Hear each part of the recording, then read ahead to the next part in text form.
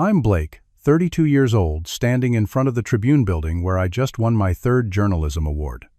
My latest exposé uncovered systemic abuse in a respected family. Ironic considering my own parents will only learn about my life through news articles they might stumble upon. Sometimes I wonder what would happen if I faced the person who broke me all those years ago. Would I finally feel whole? Let me know where you're watching from, hit that like and subscribe button, and stick around to hear how I rebuilt myself after my family chose my abuser. Growing up in Lakeside, Maine was like living in a postcard. Our two-story colonial house sat 3 blocks from the water with a backyard that burst with my mother's prize-winning roses and the tire swing my father hung from the oak tree when I was 5. Life felt simple and secure. My father taught history at the local high school, and my mother worked as a registered nurse at Lakeside General. We weren't wealthy, but we had enough. Family dinners, weekend fishing trips, and holiday traditions formed the fabric of my childhood. I excelled in school, joined the debate team, and spent hours building model airplanes in our basement. My room was decorated with space posters and shelves of science fiction novels. I had a small group of close friends, and we rode our bikes everywhere, exploring the woods behind our neighborhood and sneaking into Mr. Wilson's orchard to steal apples in the fall. Life wasn't perfect, but it was mine, and I felt safe. That all changed when I turned 12. I remember the exact moment everything shifted. My parents sat me down in our living room one Sunday afternoon in April. The spring sun streamed through the windows, creating long shadows across the hardwood floor. Something in their expressions made my stomach knot. "Blake, there's something important we need to tell you." My father began, his voice unusually tight. He cleared his throat several times before continuing. "Before I met your mother, I was in another relationship. It ended before anything serious came of it, or at least that's what I thought." He exchanged a glance with my mother, who nodded encouragingly. "You have a half-brother named Warren. He's 20 years old." The words hung in the air like smoke. A brother, 20 years old. I sat frozen, struggling to process this information that seemed to rewrite my entire family history. "Why am I just finding out about this now?" I finally managed to ask. My mother leaned forward. "Your father didn't know about Warren until recently. His mother never told your dad she was pregnant." "Warren's mother, Diane, passed away last month from cancer," my father continued, his eyes downcast. "That's when Warren found my information in her belongings and reached out. I learned that my father had been in a brief relationship with Diane during his college years, long before he met my mother. When they broke up, Diane never told him she was pregnant. She raised Warren alone, and according to my father, never sought child support or contact. "We've invited Warren to come stay with us," my mother said gently. "He has nowhere else to go, and everyone deserves a family." I couldn't articulate the uneasiness that settled over me. It wasn't jealousy exactly, but something more primal, a sense that my carefully constructed world was about to be upended. Still, I nodded, wanting to be the good son, the understanding one. I wanted to make my parents proud. Warren arrived the following weekend. I remember standing awkwardly in our driveway as a taxi pulled up. A tall, lean man stepped out, his dark hair cropped close to his head. He looked nothing like me or my father, but there was something in the set of his jaw that seemed vaguely familiar. My father rushed forward, extending his hand awkwardly before pulling Warren into an even more awkward hug. My mother followed, her smile wide and welcoming. I hung back uncertain until my father beckoned me forward. "This is Blake, your brother," he said, his voice thick with emotion. Warren's eyes swept over me, calculating. Then his face broke into a charming smile that didn't quite reach his eyes. "Little brother," he said, extending his hand. "Nice to finally meet you." Dinner that night was tense, despite my parents' efforts to create a celebratory atmosphere. My mother had prepared her special pot roast, and my father opened an expensive bottle of wine. They peppered Warren with questions about his life, his interests, his plans for the future. I learned he had dropped out of community college, had worked various jobs, but nothing steady, and had a passion for photography that never quite materialized into anything professional. Warren was charming, self-deprecating, and attentive. He complimented my mother's cooking profusely, asked my father thoughtful questions about his teaching career, and brought up details from their phone conversations that made my parents beam. He talked about caring for his mother through her illness, his voice cracking at appropriate moments. My mother reached across the table and squeezed his hand. "You're home now," she assured him. "We'll help you figure out your next steps." I watched my parents transform before my eyes, eager to embrace this stranger, desperate to make up for lost time. Warren was given the guest room across from mine, and my parents spoke excitedly about helping him find a job, maybe even enrolling him in classes at the community college. That first night after everyone had gone to bed, I lay awake listening to the unfamiliar footsteps in the hallway, the sound of the bathroom door closing, water running in the pipes. Our house suddenly felt smaller, and I couldn't shake the feeling that something fundamental had shifted in our family dynamic. Looking back, I wish I'd trusted my instincts more. The uneasiness I felt wasn't childish jealousy, it was a warning. Warren maintained his charming facade around my parents, but when we were alone, I glimpsed a different person altogether. The change wasn't immediate, it was gradual, insidious, like water slowly eroding rock. It started with small things so minor that mentioning them would have made me sound petty or paranoid. 2 weeks after moving in, Warren accidentally deleted a school assignment I'd spent hours working on when he borrowed my computer. He apologized profusely when my parents were present, offering to help me redo it, playing the concerned older brother. But when they left the room, he smirked and whispered, "Maybe you should back up your files next time, genius." Another time he used the last of my special shampoo that my aunt had gifted me. When I mentioned it at breakfast, my mother frowned. "Blake, don't be selfish. Warren didn't know it was special to you." Warren adopted a wounded expression, apologizing for the misunderstanding. My father suggested I needed to learn to share. Later, Warren passed by my room and murmured, "Thanks for the shampoo, little brother. My hair looks great, doesn't it?" These incidents multiplied. Warren began tidying up my room when I wasn't home, rearranging my belongings in a way he knew would frustrate me. He would use my things without asking: my bike, my music collection, even my clothes, returning them damaged or not at all. When I complained to my parents, they dismissed it as typical sibling friction. "You've never had to share before," Blake, my mother explained. "It's an adjustment for everyone." But it wasn't just about my possessions. Warren began subtly undermining me at every turn. He'd interrupt me at dinner, talking over my stories about school. He'd contradict me on minor details, making me seem unreliable. He started referring to me as the kid or the accident when speaking to my parents, as if I were an afterthought to their real family.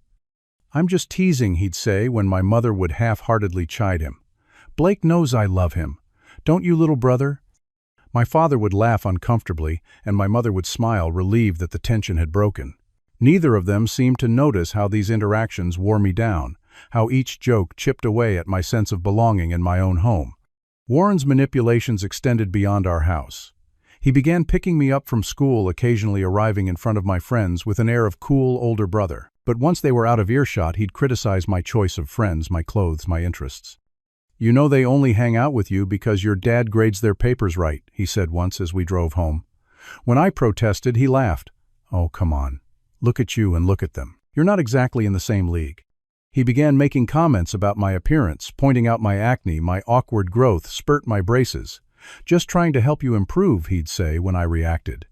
"That's what brothers do." Warren also started spreading rumors at my school through acquaintances he made in town. Somehow embarrassing stories about me began circulating, stories only Warren could have known or invented. When I confronted him, he denied everything, suggesting I was paranoid or that my weird behavior was the real reason people were talking. My friends started drifting away. Invitations to hangouts became less frequent. I found myself eating lunch alone more often. My grades began to slip as I struggled to concentrate in class, constantly anxious about what Warren might say or do next. At home, Warren had my parents completely charmed. He helped with yard work without being asked. He cooked dinner on nights when my mother worked late. He engaged my father in long discussions about history and politics. He even volunteered at the hospital where my mother worked, earning praise from her colleagues. "Warren is such a blessing," I overheard a neighbor tell my mother. "So mature and thoughtful for his age. You must be so proud." My mother beamed. "We are. He's had a difficult life, but he's really blossoming now that he has family support." I became increasingly isolated. When I tried to tell my parents about Warren's behavior, they attributed it to jealousy or an inability to adjust to sharing their attention. "Give it time," my father advised. "You'll become friends eventually." But Warren had no interest in friendship. His goal seemed to be my complete emotional destruction, executed so skillfully that no one else could see it happening. The breaking point of this phase came when I was 13. I had spent 6 months working on a detailed model airplane for the county science fair. It was a replica of a World War II fighter plane, with working propellers and lights, the most complex project I'd ever attempted. The night before the fair, I came home from a study session at the library to find it shattered on my bedroom floor. Warren was sitting on my bed. "Tragic accident," he said, not bothering to feign remorse when we were alone. "Knocked it over while vacuuming. Weird place to leave something so fragile, don't you think?" I stared at the wreckage of hundreds of hours of work. Something inside me broke. I lunged at him, but he easily sidestepped me, laughing as I crashed into my desk. "Mom, Dad," he called out, his voice suddenly concerned. "I think Blake's having some kind of breakdown." My parents rushed in to find me sobbing on the floor amidst the broken pieces of my model. Warren stood to the side, his expression a perfect mask of brotherly concern. "I told him it was an accident," he explained as my mother tried to comfort me. "I offered to help him rebuild it, but he just snapped." "Blake," my father said sternly, "accidents happen. This reaction is unacceptable." "It wasn't an accident," I insisted through tears. "He did it on purpose. He's always doing things like this." My parents exchanged worried glances. Warren sighed sadly.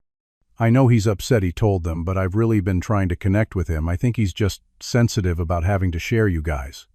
That night, after my parents had gone to bed, Warren stopped by my room where I was still trying to salvage pieces of my model. "Word of advice, little brother," he said softly. "Don't ever try to turn them against me. They didn't want you, you know.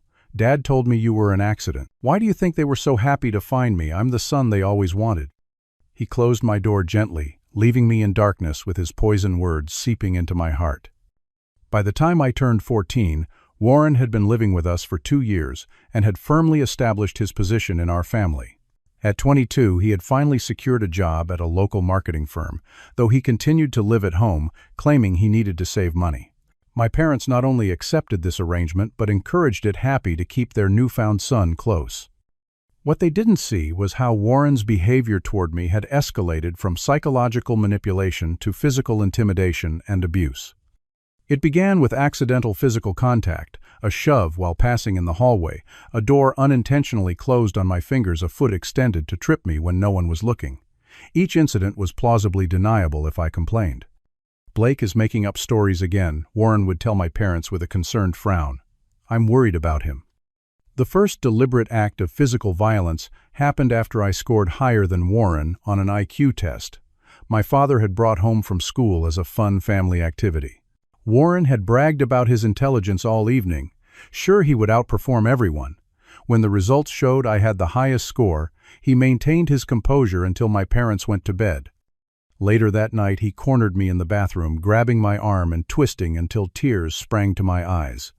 "Listen carefully," he whispered, his breath hot against my ear. "If you ever make me look bad in front of them again, I'll hurt you in ways that won't show. Understand?" I nodded, too terrified to speak. When he released me, there were finger-shaped bruises on my arm that I carefully hid under long-sleeved shirts for the next week. The incidents multiplied and intensified. Warren discovered he could hurt me in the swimming pool where bruises could be attributed to roughhousing or accidents. He would hold me underwater just long enough for panic to set in, releasing me with a laugh when I came up gasping. "Just playing around," he would say if anyone noticed. "Blake needs to toughen up." He began entering my room while I slept, standing over my bed until I woke up, then leaving without a word, a tactic designed to make me feel perpetually unsafe in my own space. I started propping a chair against my doorknob, which my parents discovered and confiscated, concerned about fire safety. Warren also established a system of control through household chores. He convinced my parents that I needed more responsibility, then privately told me I would be doing his assigned chores as well as my own. "If you don't, I'll break something you care about," he threatened. "Or maybe I'll tell Mom and Dad about those websites you visit." This was a lie. I hadn't visited anything inappropriate, but I knew they would believe him over me. I became his personal servant, cleaning his room, doing his laundry, completing his share of yard work. If I refused or complained, he would create situations that got me in trouble with my parents, misplacing important mail, breaking something valuable, and planting evidence in my room, or simply lying about my behavior when they weren't home. My life became a carefully choreographed dance of appeasement and avoidance. I began spending as much time away from home as possible at the library, at school activities, at the few friends' houses where I was still welcome. But Warren found ways to isolate me further, spreading rumors that I was having emotional problems, that my parents were concerned about my behavior. When I tried to tell my English teacher, Mrs. Patterson, about what was happening, she listened sympathetically but seemed skeptical. "Warren volunteers at the senior center where my mother lives," she told me. "He's so patient and kind with the residents. Are you sure you're not misinterpreting things? Siblings can be rough with each other." What Mrs. Patterson didn't understand was that Warren had deliberately cultivated relationships with authority figures in our community. Teachers, parents of my friends, our neighbors, precisely so that any accusations I made would seem implausible. My grades continued to plummet. I developed insomnia, jumping at the slightest sounds in the night.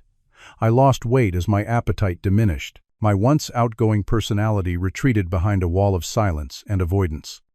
My parents noticed these changes but attributed them to adolescence. They arranged for me to see a counselor, but Warren had thought of that too. "Blake has been making up some pretty wild stories," he told them privately, which they repeated to the counselor before my first session. "I think he might need serious help." The counselor, primed to see me as troubled and potentially dishonest, interpreted my reluctance to open up as confirmation of Warren's assessment rather than fear of not being believed. The most severe incident occurred shortly after my 15th birthday. My aunt had sent me a check for $50, which I had hidden in my desk drawer, planning to use it to buy a new lock for my bedroom door. Warren found it while searching my room during school hours. When I discovered the money missing and confronted him, he denied taking it. That night, he followed me into the basement, where I had gone to work on homework away from his presence. Looking for this, he taunted, holding up the $50 bill. When I reached for it, he grabbed my arm, spinning me around and shoving me hard against the concrete wall. My head struck the surface with enough force to make my vision blur. "You don't deserve nice things," he hissed, pocketing the money. "You don't deserve anything." When I tried to push past him, he grabbed me by the throat, applying just enough pressure to make breathing difficult, but not enough to leave marks. "If you tell anyone, I'll say you attacked me for money to buy drugs," he threatened. "Who do you think they'll believe? The honor student with the volunteer award, or the kid whose grades are circling the drain?" He pushed me down the last few steps into the basement. I lost my balance and fell awkwardly, my arm twisted beneath me. The sharp crack and immediate pain told me something was broken before I even had time to scream. Warren's face registered brief panic before settling into a mask of concern. By the time my parents rushed downstairs, he was kneeling beside me, seemingly trying to help. "He tripped on the stairs," Warren explained as my father carefully helped me up. I tried to catch him, but I wasn't quick enough. At the hospital, the doctor noted that my injury was consistent with a fall. No one questioned Warren's version of events, not even when I tried to tell the nurse what really happened while my parents were filling out paperwork. "Family matters are complicated," she said, gently patting my uninjured arm, "but accidents happen, especially with teenage boys." That night, with my arm in a cast, I lay in bed staring at the ceiling, a profound sense of hopelessness washing over me. No one believed me. No one saw Warren for what he truly was. And there seemed to be nothing I could do to change that. I was trapped in a house with someone who wanted to destroy me, protected by parents who couldn't or wouldn't see the truth.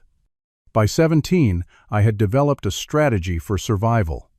I realized no one would rescue me. I had to rescue myself. The broken arm incident had taught me a bitter lesson. Direct confrontation was dangerous and ineffective. Instead, I needed to play the long game. I began rebuilding my academic record, staying at school late to use the computers for homework, since Warren often accidentally deleted my assignments at home. I joined clubs that kept me away from the house as much as possible. Debate team, newspaper, anything with meetings and events that provided legitimate reasons to be absent. I secured a part-time job at the local bookstore, telling my parents the money was for college applications. In reality, I was saving every penny for escape.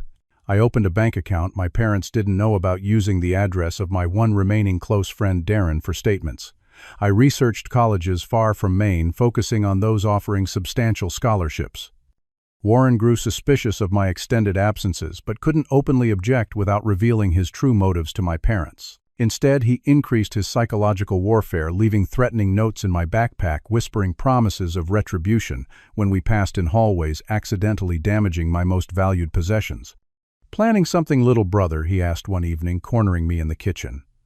"Just remember you're nothing without this family. No one else will ever want you around." I had learned to mask my emotions around Warren to show neither fear nor defiance. I simply shrugged and moved past him, careful not to turn my back for too long. My 18th birthday approached with a sense of urgency. Once legally an adult, I could leave without my parents having the right to force me back. I had already been accepted to 3 universities, all at least 500 miles away. I chose Northwestern University in Chicago, which had offered me a partial journalism scholarship far enough that visits home would be impractical. 2 months before graduation, Warren discovered my college acceptance letters while searching my room. I returned from work to find him sitting on my bed, the opened envelope spread around him. "Chicago," he sneered. "You think you're actually going to escape to Chicago?" "It's a good school," I replied, struggling to keep my voice steady. "I earned that scholarship." Warren stood moving toward me with the deliberate slowness of a predator. "You're not going anywhere. I'll make sure of that." By doing what I challenged, surprising myself with my boldness, breaking my other arm, "Go ahead. It'll just prove everything I've been saying about you." Something dark flickered in his eyes. "There are ways to stop you that won't leave a mark," he said softly. "Maybe something happens to your precious scholarship. Maybe the university receives an anonymous tip about plagiarism or drug use." The threat was plausible enough to send a chill through me. Warren had connections at my school through his volunteer work. He could potentially damage my reputation or academic standing. Or maybe he continued, "I just tell Mom and Dad how worried I am about your mental state, how you've been making dangerous plans, talking about running away, showing signs of instability." I realized with sickening clarity that Warren didn't just want to torment me, he wanted to trap me. My escape represented a loss of control he couldn't tolerate. "Why do you care?" I asked. "Wouldn't you be happier with me gone?" Warren's smile was cold. "And miss all our quality time. Besides, who would I blame when things go missing or get broken? Who would do my chores while I get all the credit for being the perfect son?" I felt a surge of rage unlike anything I'd experienced before. 5 years of fear and helplessness crystallized into a single moment of clarity. I would never be safe as long as Warren had access to me. The confrontation in my bedroom might have ended there with threats and counter-threats if my father hadn't called up the stairs that dinner was ready. Warren brushed past me, deliberately shoving my shoulder. "This isn't over," he murmured. That night I finalized my escape plan. I would graduate in 6 weeks. The weekend after, while my parents attended a wedding out of state, I would pack my essential belongings and leave. I had enough savings for a security deposit on a small apartment in Chicago. I could work full-time over the summer, then start classes in the fall. But Warren had other plans. The next day, I returned from school to find him waiting in the garage. He had discovered my bank statements in my desk drawer, evidence of my secret financial preparations. "Quite the little nest egg," he said, holding up the papers. "Almost $4,000. Planning a vacation." "Give those back," I demanded, reaching for the statements. Warren pulled them away, his other hand shooting out to grip my shirt collar. "I think I deserve a going-away present, don't you, for all the brotherly guidance I've provided?" What happened next occurred in a blur of motion and adrenaline. Warren attempted to force me against the wall as he had done countless times before. But I was no longer the frightened 12-year-old he had first terrorized. I had grown taller, stronger, fueled by years of suppressed rage. I blocked his arm and pushed back. Warren, surprised by the resistance, stumbled backward into my father's workbench. Tools clattered to the floor. Warren's surprise turned to fury. He lunged forward, swinging wildly. I ducked, but his fist caught my cheekbone, sending an explosion of pain through my face. I tasted blood. Warren pressed his advantage, grabbing me by the throat and slamming me against the garage door. My vision darkened at the edges as his grip tightened. "I should have done this years ago," he snarled. In desperation, I brought my knee up hard, connecting with his groin. Warren doubled over, releasing me. I gasped for air, my lungs burning. The garage door opened suddenly. My mother stood there, groceries in hand, her expression shifting from surprise to horror as she took in the scene. Warren crumpled on the floor, me with blood streaming from my split cheek, both of us breathing heavily. "What is happening here?" she demanded, dropping her bags. Warren recovered quickly, years of practice enabling him to shift into victim mode. "Blake attacked me," he gasped. "I found his bank statements. He's been hiding money, planning something. When I asked him about it, he just snapped." For once, the evidence contradicted Warren's story. My injuries were clearly defensive, his were not. The scattered tools told a story of a violent struggle. Most importantly, my mother had witnessed the tail end of the confrontation with her own eyes. "Blake," she asked, her voice uncertain. 5 years of suppressed truth poured out of me in a torrent. I told her everything, the psychological torture, the physical abuse, the threats, the gaslighting. I showed her the bruises on my throat already darkening. I explained my escape plan, my desperate bid for freedom from Warren's tyranny. My mother listened in stunned silence. When my father arrived home minutes later, the scene in the garage had evolved into a family crisis. An ambulance was called. I was taken to the hospital with a concussion, facial lacerations, and throat contusions. This time, the medical staff asked questions that couldn't be explained away by accidents or clumsiness. A social worker interviewed me privately. Police were called. Warren was removed from our home that night, ordered to stay away pending an investigation. My parents, faced with evidence they could no longer ignore, were shattered. My mother alternated between tearful apologies and stunned disbelief. My father retreated into a shell of guilt and shame. For the first time in 5 years, I slept without fear. The weeks that followed were a painful period of healing physically and emotionally. Family therapy sessions revealed the extent of Warren's manipulation and my parents' willful blindness. Protective orders were filed. Warren was charged with assault, ultimately accepting a plea deal that included probation and mandatory counseling. I graduated high school with my face still healing, but my spirit lighter than it had been in years. I moved to Chicago as planned, beginning my new life at Northwestern with a sense of cautious optimism. In my freshman dormitory, I slowly learned to trust again, to form friendships without constant fear of betrayal. Away from Warren's influence, I thrived academically and socially. I joined the university newspaper, discovering a talent and passion for investigative journalism. I sought therapy, beginning the long process of understanding and processing the trauma of my adolescence. For 3 years, I maintained minimal contact with my parents, holiday phone calls, occasional emails, as I established my independence, and they worked through their own guilt and complicity. The distance helped us all heal. I began to believe that perhaps the worst was behind us. I was wrong. During my junior year of college winter break, approached with the usual mix of anticipation and anxiety that accompanied thoughts of home.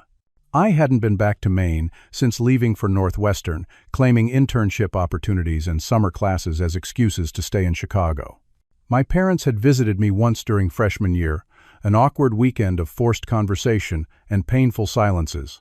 But financial constraints and my father's teaching schedule had prevented subsequent trips. This year would be different, I decided. 3 years of distance and therapy had given me perspective. My parents had made mistakes, catastrophic ones, but they had also been victims of Warren's manipulation. Perhaps it was time to rebuild our relationship on new, healthier terms. I called my mother in November to announce my plans to visit for Christmas. Her initial delight quickly gave way to an uncomfortable pause. "That's wonderful, Blake," she said finally. "But there's something you should know before you make travel arrangement." I felt a familiar knot form in my stomach as she continued. "Warren has moved back in with us." "Just temporarily," she added hastily. "He lost his apartment in Portland and needed a place to stay while he gets back on his feet." The words hit me like a physical blow. "Warren is living with you," I repeated, unable to process what I was hearing. "After everything he did..." My mother's voice took on a defensive edge. "It's been 3 years, Blake. People change. Warren has been through extensive therapy. He's on medication now for his anger issues. He's genuinely remorseful for his behavior." "Remorseful," I echoed hollowly. "Mom, he terrorized me for 5 years. He put me in the hospital." "And that was inexcusable," she acknowledged. "But he's family too. He had a difficult childhood with Diane.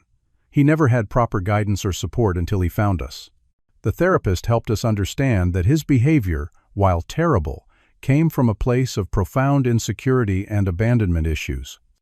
I listened in stunned silence as my mother explained how Warren had reconnected with them 6 months earlier after completing an intensive outpatient program for behavioral issues.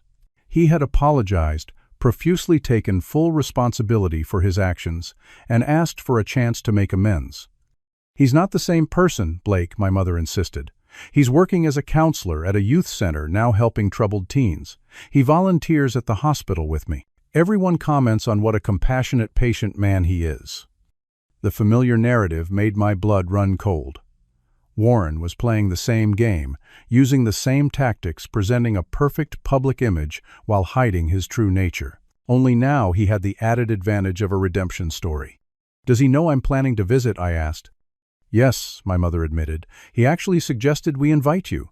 He wants to apologize in person." Against every instinct screaming at me to stay away, I decided to go home. I needed to see for myself what was happening to make my parents understand the danger they had invited back into their lives. I arrived in Maine 4 days before Christmas. The house looked exactly as I remembered it, down to the wreath on the front door and the string of colored lights along the eaves. My father greeted me with an awkward hug, my mother with tears and a tighter embrace. Warren was conveniently absent at work, according to my mother. That evening, as we sat in the living room catching up, I tried to explain my concerns. "I understand the concept of forgiveness," I said carefully, "but Warren isn't just someone who made mistakes. He's manipulative and dangerous. Whatever he's told you, whatever performance he's putting on, you need to be careful." My father frowned. "Blake, we're not naive. We've been cautious. Warren has been living here for 4 months now, and he's been nothing but respectful and helpful." "Of course he has," I replied. "That's how he operates. He's always charming and perfect around others. It's when no one's watching that the mask comes off." My mother reached for my hand. "Sweetie, I know this is difficult. What Warren did to you was unforgivable. But people can change with proper help." The therapist said. "The therapist doesn't know Warren like I do," I interrupted. "No one does." The conversation deteriorated from there.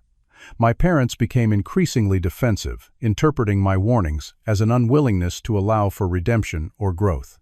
They cited Warren's volunteer work, his steady job, his apparent remorse, as evidence of transformation. "He takes full responsibility for his actions," my father insisted. "He doesn't make excuses or blame you anymore." "How generous of him," I replied bitterly. My mother's expression hardened slightly.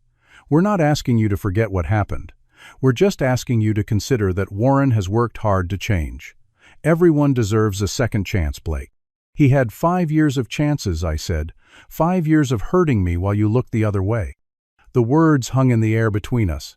My mother's eyes filled with tears. My father's face flushed with anger and shame. "That's not fair," he said quietly. "We've acknowledged our failure to protect you. We've apologized countless times.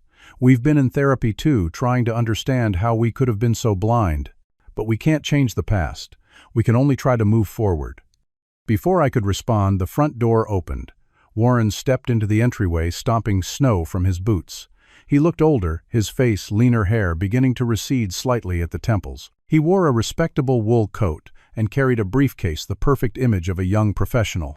Our eyes met, and for a fraction of a second I glimpsed the real Warren behind the facade, calculating, cold, triumphant. Then his expression shifted to one of humble contrition. "Blake," he said softly, "it's good to see you." My parents watched expectantly, clearly hoping for some gesture of reconciliation. I remained seated, hands clenched in my lap. Warren approached slowly, stopping a respectful distance away. "I know words aren't enough," he said, his voice steady. "What I did was inexcusable. I was sick, but that's not an excuse. I've worked hard to become a better person, to understand why I behaved the way I did, and to make sure I never hurt anyone like that again." The performance was flawless, the perfect mix of accountability and redemptive narrative. My parents watched with approving expressions, nodding slightly at his practiced words. "I don't expect forgiveness," Warren continued. "I just want you to know how deeply sorry I am, and that I'm committed to making amends however I can." When I didn't respond, my mother intervened. "Blake, Warren has prepared the guest room for you. He thought you might be more comfortable there than in your old room." The implication was clear. Warren was now in my childhood bedroom. He had literally taken my place. "I'll stay at a hotel," I said flatly. My parents protested, but I was adamant. I couldn't sleep under the same roof as Warren, couldn't pretend we were one big happy family working through issues. As I stood to leave, Warren stepped closer, extending his hand, as if for a conciliatory handshake. I stared at his outstretched hand until he lowered it awkwardly. As he turned to my parents with a sad, understanding smile, he whispered words only I could hear. "I always win, little brother." In that moment, I knew with absolute certainty that Warren hadn't changed at all. The therapy, the medication, the volunteer work, it was all part of an elaborate performance designed to regain access to my parents and their home. Whatever his ultimate goal, it wasn't healing or reconciliation, it was victory and control. I left without shaking his hand. At the hotel that night, I called my parents, making one final attempt to make them understand. "He hasn't changed," I insisted. "He's playing you just like he always has." My mother sighed. "Blake, I know this is hard, but you're letting your past trauma cloud your judgment. The Warren we've seen these past months isn't the same person who hurt you." "Because he doesn't need to hurt me anymore," I explained desperately. "He's already won. He has you the house, my room, everything he wanted." "It's not a competition," my father said. "There's room in our lives for both of you." "Not for me," I replied. "Not while he's there. I can't be part of this delusion." My mother's voice hardened. "So it's an ultimatum, him or you." "It's a boundary," I corrected. "I won't put myself in danger again, and I won't watch you be manipulated by someone who nearly destroyed me." The conversation ended in stalemate. I checked out of the hotel the next morning and took the first flight back to Chicago, leaving my Christmas gifts unopened under my parents' tree. Before leaving Maine, I sent them a final email explaining my decision. "I love you both," I wrote, "but I cannot and will not have any relationship with Warren, and I cannot maintain a relationship with anyone who chooses to keep him in their lives. This isn't about forgiveness or holding grudges. It's about safety and self-preservation. When you're ready to see the truth, I'll be here. Until then, please don't contact me." I blocked their numbers, filtered their emails to a folder I wouldn't see, and severed all social media connections. The finality of it felt both devastating and liberating. I had lost my family twice, once to Warren's abuse, and now to their willful blindness. Back in Chicago, I threw myself into my studies and work at the university paper, channeling my pain and anger into investigative pieces about systems that fail to protect victims. I spent that Christmas alone in my apartment, alternating between grief and determination. I had escaped Warren once by leaving home. Now I would escape the shadow he cast over my life by building something new, something entirely my own. The years following my final break with my family were both the hardest and most transformative of my life. Without the safety net of family, even a damaged one, I had to create my own foundation, my own support system, my own definition of home. I graduated from Northwestern with honors and a job offer from the Chicago Tribune as a junior reporter. My investigative piece on campus sexual assault cover-ups had caught the attention of a veteran editor who saw potential in my meticulous research and empathetic interview style. I started in the city beat, covering local politics and community issues, working long hours for modest pay, but building a reputation for thorough, nuanced reporting. My apartment was a studio in Rogers Park, small, but mine paid for with money I had earned. I furnished it piece by piece from thrift stores and sidewalk finds, taking satisfaction in creating a space where I felt completely safe. I installed 3 locks on the door, a security measure that my few visitors found excessive but that allowed me to sleep soundly. Building relationships remained challenging. Years of Warren's abuse had left me hypervigilant, quick to perceive threats in innocent interactions. I mistook kindness for manipulation, boundaries for rejection. Dating was a minefield of triggers and misunderstandings. Friendships developed slowly, tested by my tendency to withdraw when people got too close. 2 years into my career at the Tribune, I was assigned to cover a series of community forums on domestic violence. During one session, I met Sandra, a family therapist specializing in trauma recovery. Something about her direct, no-nonsense approach cut through my usual defenses. When she mentioned a support group for adult survivors of family abuse, I found myself agreeing to attend. That weekly group became my anchor. Surrounded by others who understood the complex grief of family betrayal, I began to articulate experiences I had previously buried. I learned that healing wasn't linear, that anger and mourning could coexist with growth and joy, that vulnerability wasn't the same as weakness.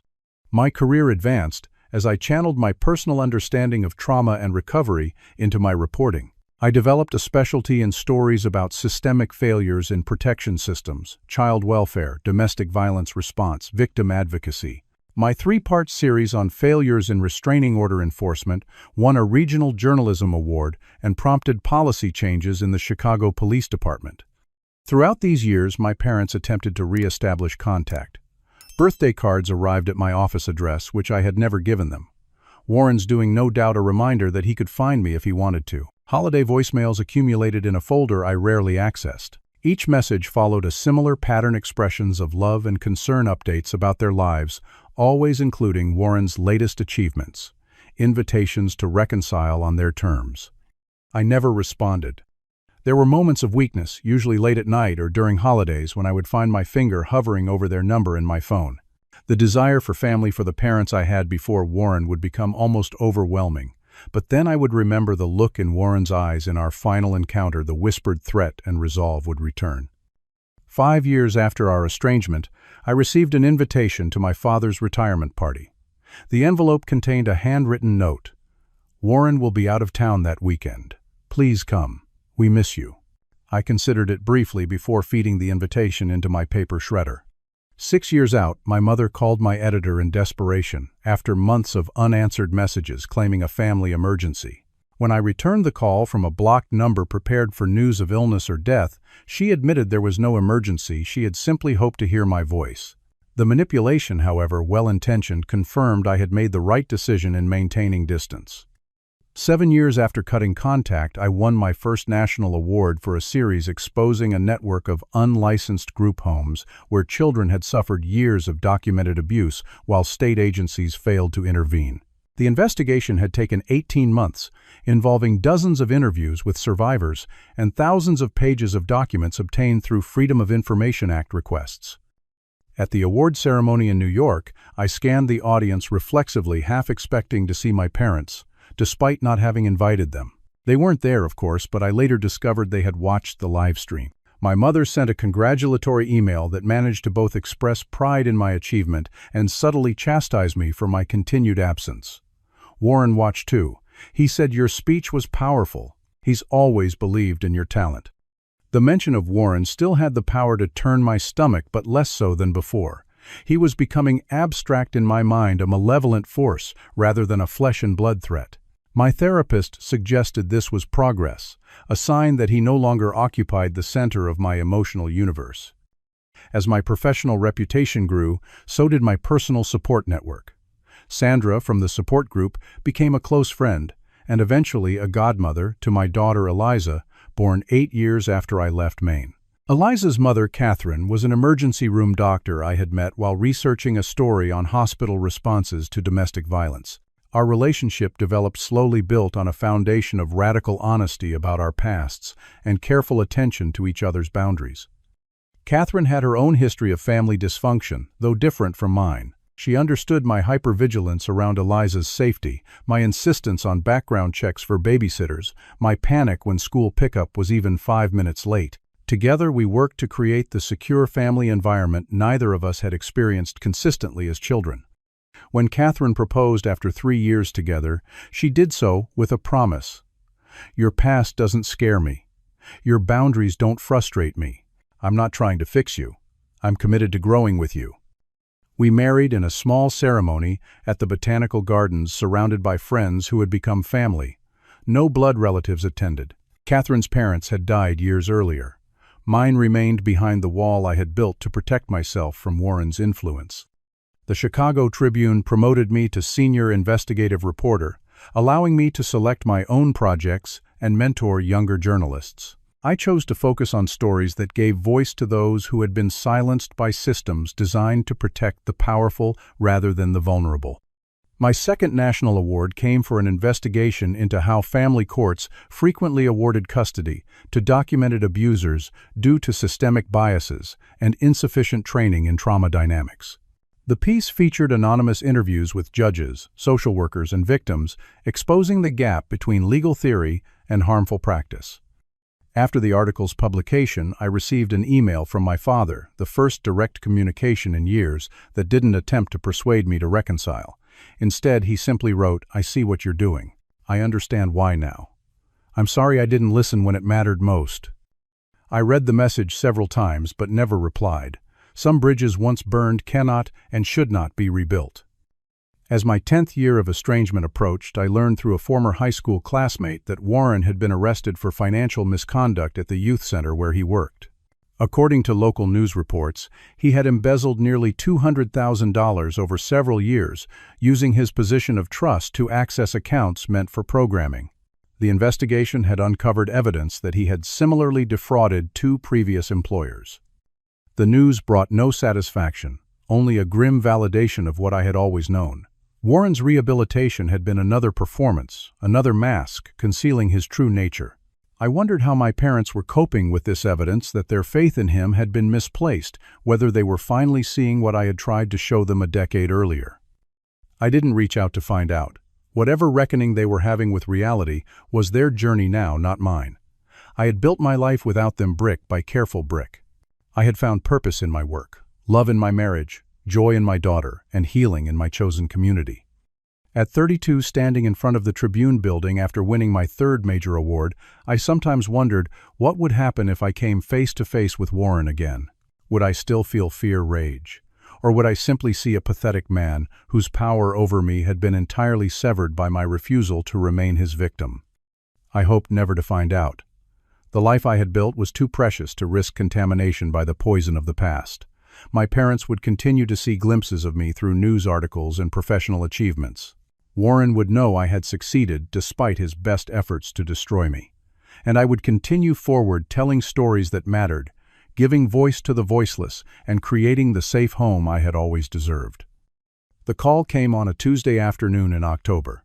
I was in the middle of editing the final draft of an investigative piece on witness intimidation when my assistant informed me that a Dr. Morris from Lakeside General in Maine was on the line. My father had suffered a major heart attack. Time seemed to suspend itself as Dr. Morris explained the situation. My father was stable but in critical condition. The prognosis was uncertain. He had asked for me before they sedated him for a procedure.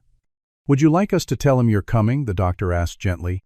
The question hung in the air between us, loaded with a decade of history and pain. I thought of all the milestones my father had missed: my wedding, Eliza's birth, her first steps, her first words.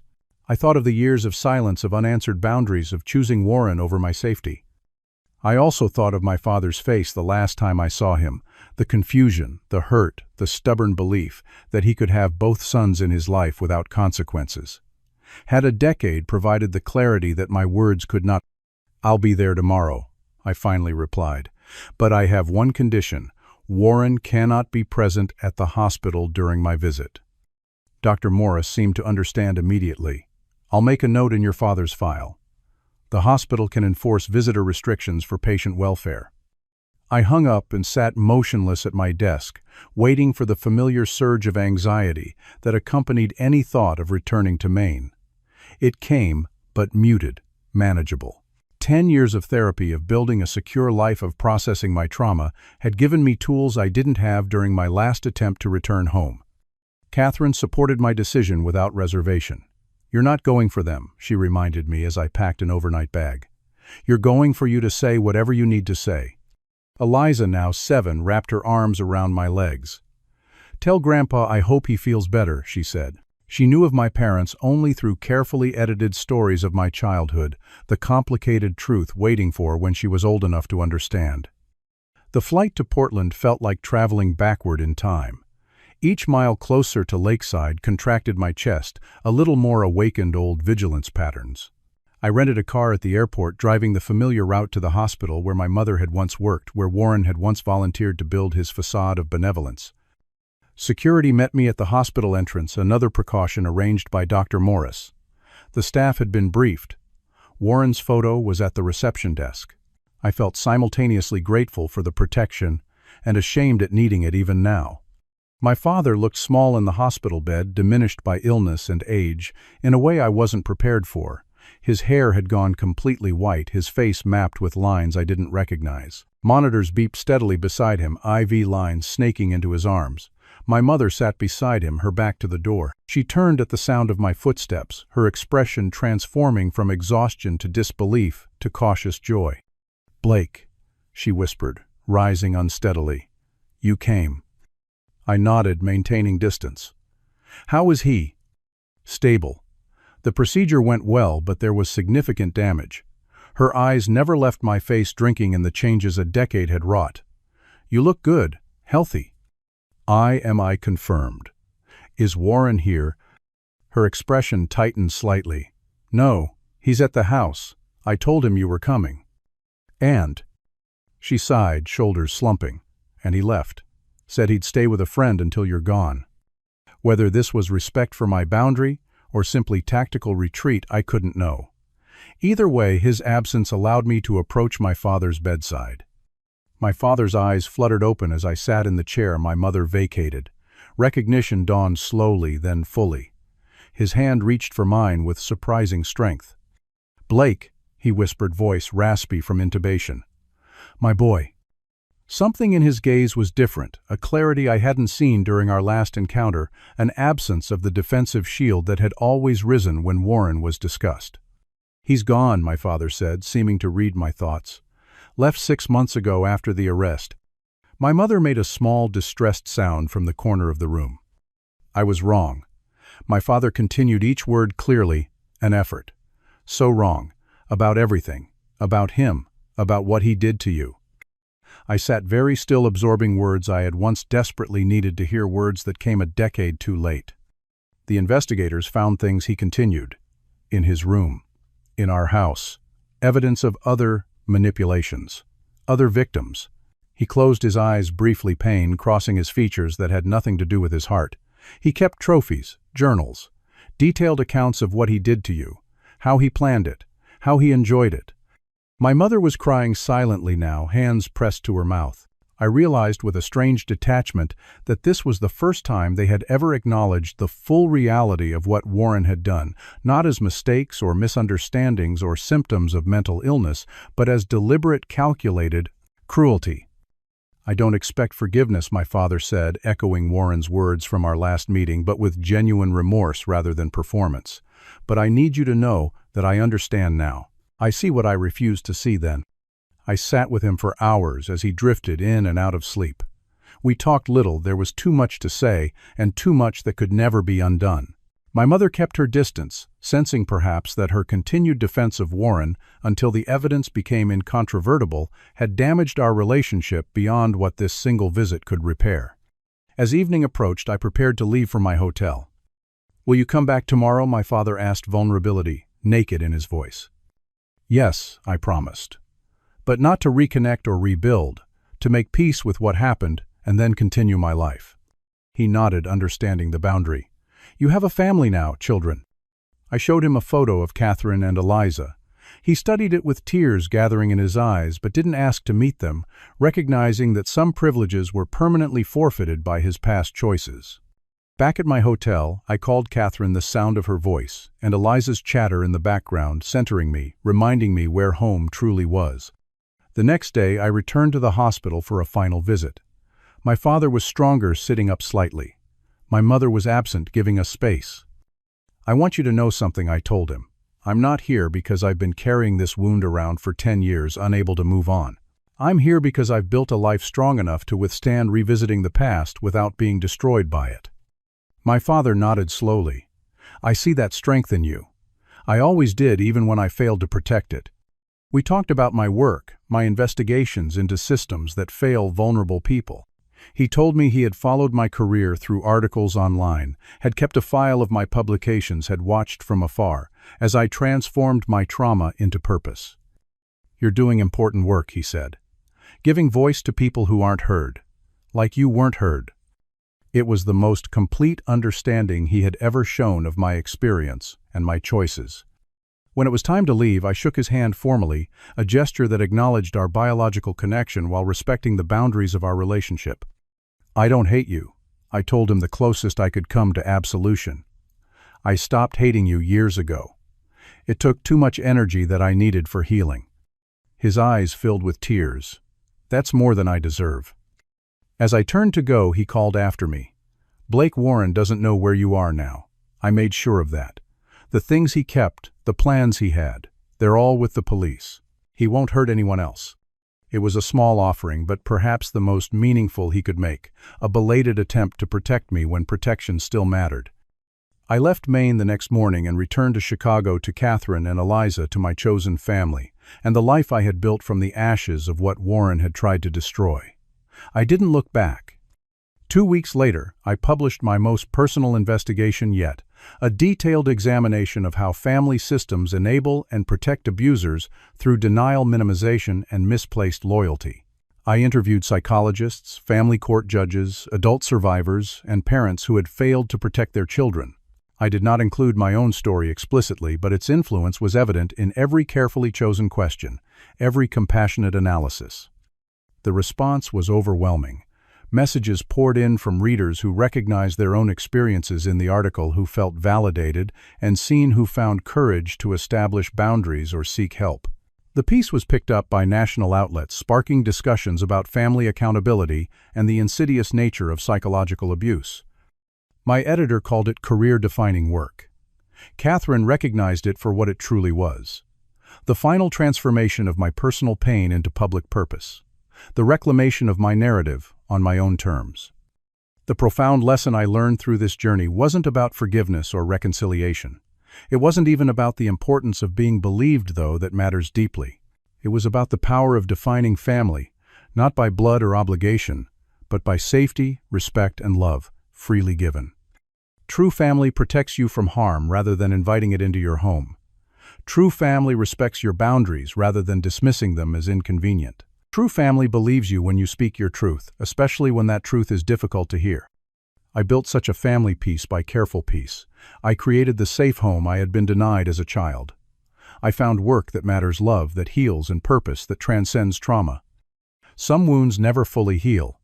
They simply become part of who you are, informing your compassion and your caution in equal measure. Some relationships cannot and should not be salvaged, not because grudges are worth holding, but because safety is worth protecting. The freedom I found wasn't in forgiveness or reconciliation. It was in the courage to choose myself, to define my own worth, separate from those who had failed me, to build a life where I would never again be silenced or dismissed or harmed by those who claimed to love me. That is the legacy I will pass to my daughter, the truth at the heart of every story I tell. You are worthy of safety. You deserve to be believed. And sometimes the bravest, most healing thing you can do is walk away from those who cannot or will not protect you, no matter what claims of family or blood they invoke. Have you ever had to make the difficult decision to cut contact with family for your own well-being? What boundaries have you established to protect your peace? Share your experiences in the comments, and if this story resonated with you, please like, subscribe, and share it with someone who might need to hear that their safety matters more than family obligation. Thank you for listening to my journey, and remember, sometimes the family we choose brings more healing than the family we're born into.